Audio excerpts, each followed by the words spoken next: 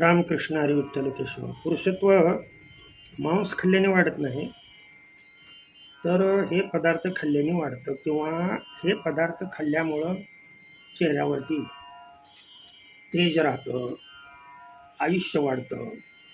आपल्यामध्ये जो शेवटचा सात धातूपैकी शेवटचा धातू आहे, ज्याला आपण वीर्य धातू म्हणतो, तो जर आपल्या शरीरामध्ये व्यवस्थित वाढायचा असेल तर पुरुषासाठी टेस्टोस्टेरॉन हा हार्मोन अतिशय महत्त्वाचा असतो. आणि मांस खाल्ल्यामुळं का वाढत नाही त्याची कारणंही सांगतोय मी, लक्ष देऊन व्यवस्थितरित्या ऐका.